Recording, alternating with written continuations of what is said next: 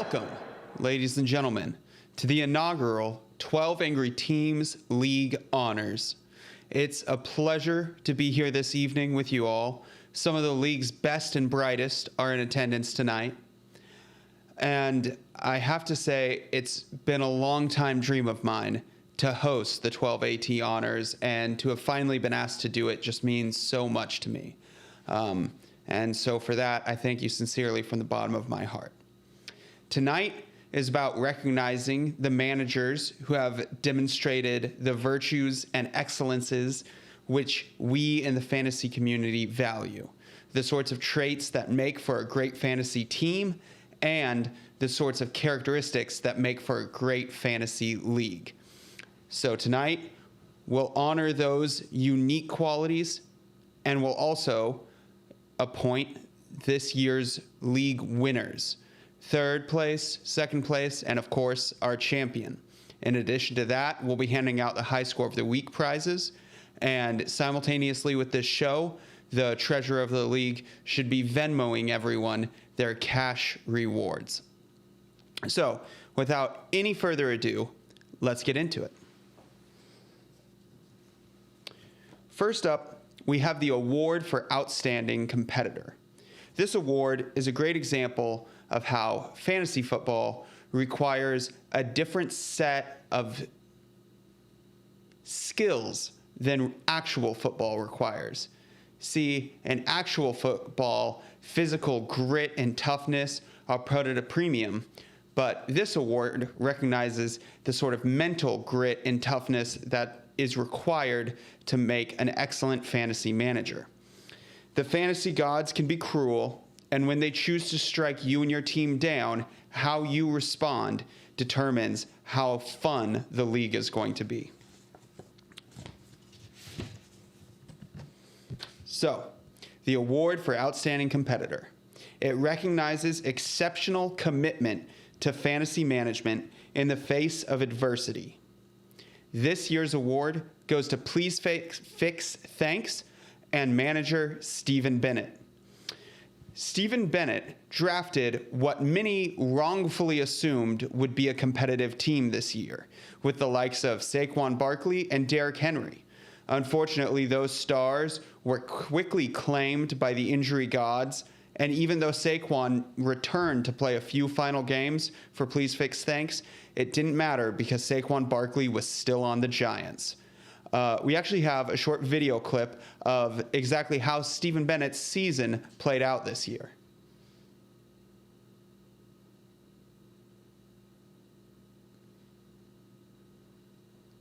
Not a pretty sight. Well, Stephen Bennett, the fantasy gods may not have smiled upon you, but the league's Associated Press does, and it wants to reward you for, despite the tragedy that was your season, despite those injuries, despite all the impediments, you remain dedicated to setting your lineup each and every week. And we took notice of the fact that you never started an inactive player out of inattentiveness. It was always just ignorance, as you are, after all, a baseball guy, and you don't really even understand what this sport is about. Next up, we have the Coach of the Year Award. We don't want the Coach of the Year Award to just be redundant with the championship trophy. You don't automatically become the Coach of the Year just because you ended up winning it all. For all we know, that could be luck. For all we know, your opponent might have just lost his mind the week of the championship. No, the Coach of the Year Award is about recognizing exceptional skill in the management of a fantasy team from draft day through the end of the season. And to that end, this year's Coach of the Year Award goes to Washington Fantasy Football Team manager Scott Jorgensen. Scott deserves this award because he started this year strong. He drafted an excellent team, and then through the entire season, he always paid close attention to his lineup, always starting active players. Even after an 0-8 start, he never lost his commitment to making sure that his lineup was set and that his team was ready to go each and every weekend. Then all of his dedication paid off in the back half of the season, as after an 0-8 start, he would go on to make a run at nearly making the playoffs, and but for the performances of a few loose cannon teams he may have. In that back half of the season, Scott even won 2 high scores of the week, showing just how much good coaching can make a difference on a fantasy team.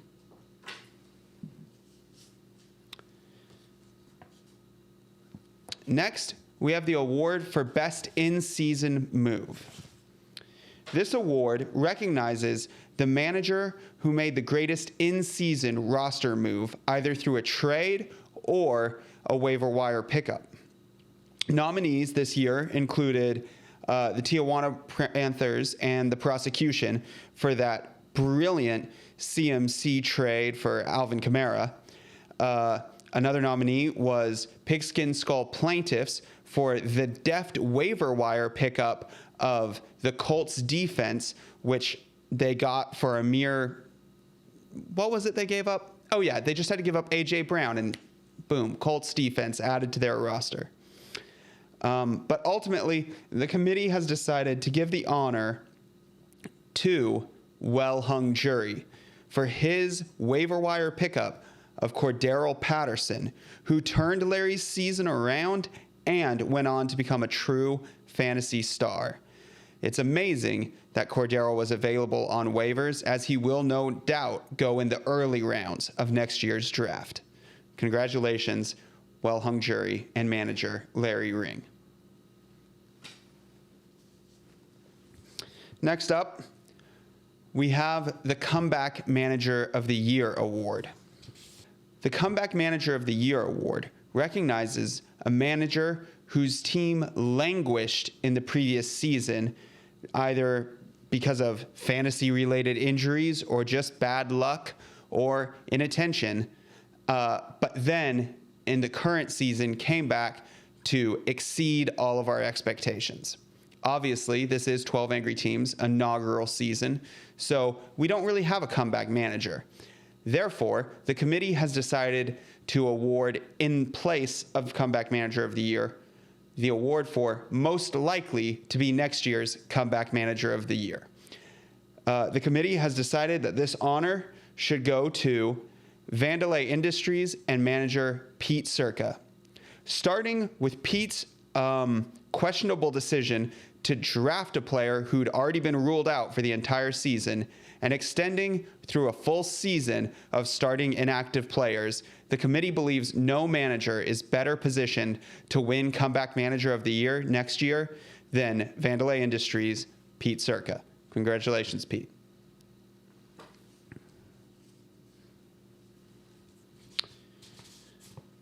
Next, we have Best Team Name.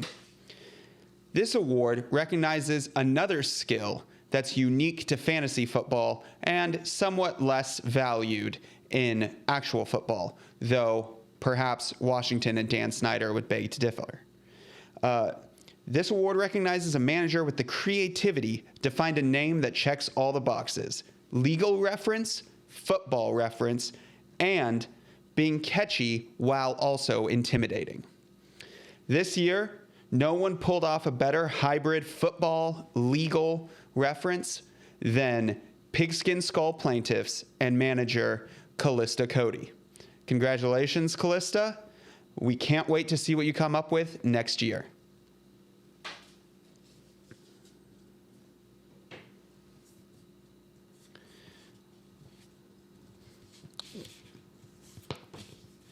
Next up, we have another unique fantasy award, what we like to call Fortune's Whipping Boy. This award recognizes a manager who had talent, skill, and promise, but was ultimately denied any prize at Fortune's whim.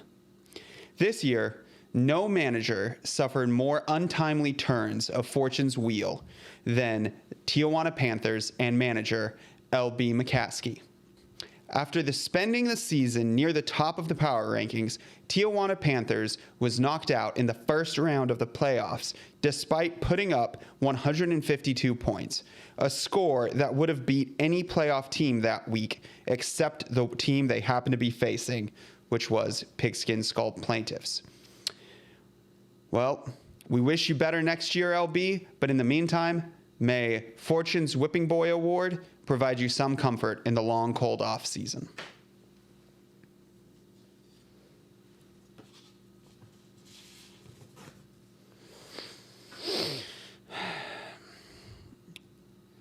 Our penultimate award is the Overcomer honor.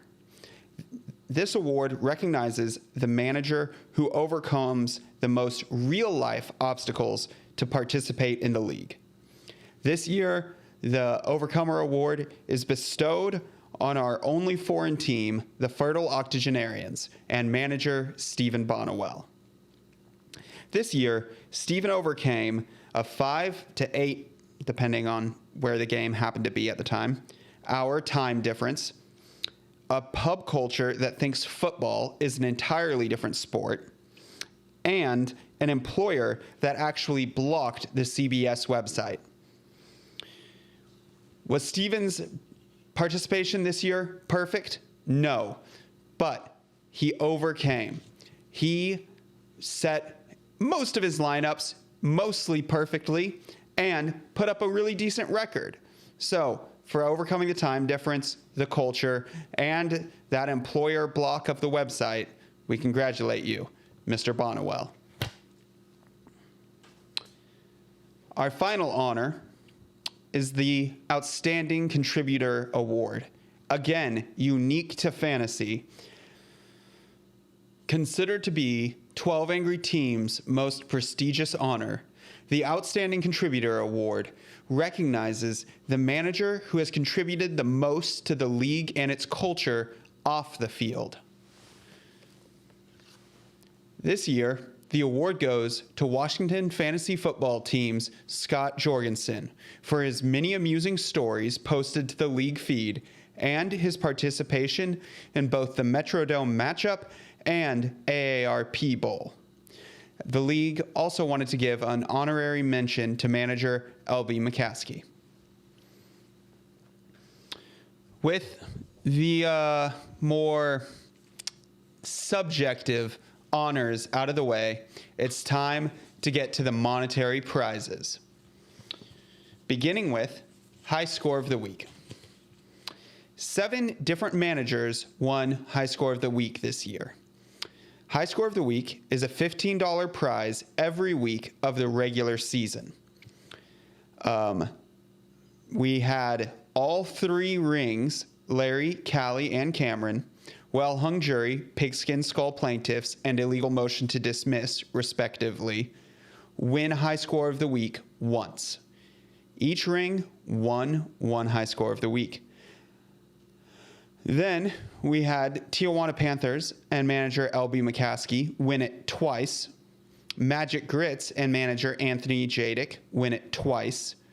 Scott Jorgensen, Washington Fantasy Football Team, and manager Scott Jorgensen win it twice. And then the prosecution win it a shocking 5 weeks. I hope that helps them sleep at night after the egg they laid in the championship. Now, what you've all been waiting for, the podium. In 3rd place, winning the bronze medal and $192.60 is Illegal Motion to Dismiss and manager Cameron Ring. This proved to be a better game than the championship matchup. Pigskin Skull Plaintiffs, Illegal Motion's opponent, had it in hand but going into the Monday night game. But then Najee Harris put up a whopping 29.6 points. Illegal Motion to Dismiss ultimately won the matchup thanks to a late Monday night Najee Harris run. They secured 3rd place by less than 2 points over their sister. It was a real Cain and Abel story, if Abel had been a girl and Cain had been a third place champion instead of a murderer. In second place, winning the silver and $321, we have the prosecution. The prosecution was cocky all year, but put up its lowest score when it mattered most, with a meager 118 points in the championship matchup. And now, the big one, the championship.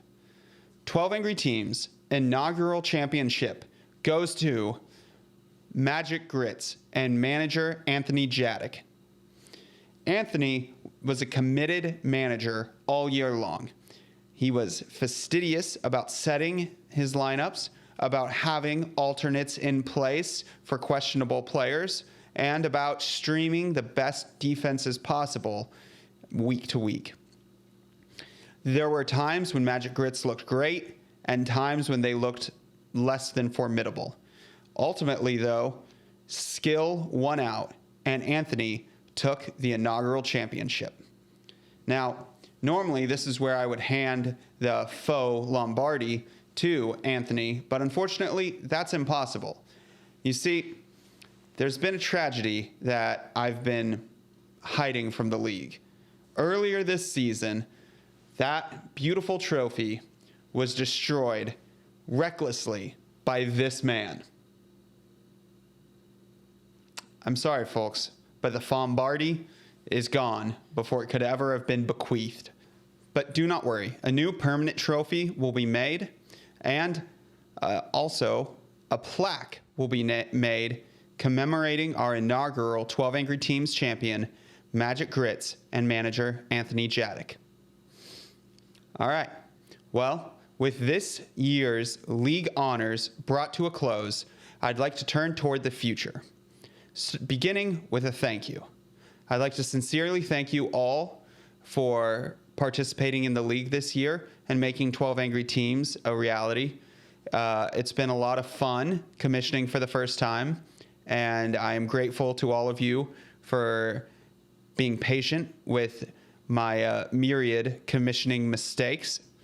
To that end, I wanted to announce that next year I will be bringing on board a co-commissioner, and a man who turned out to be this year's champion, which is a pure coincidence.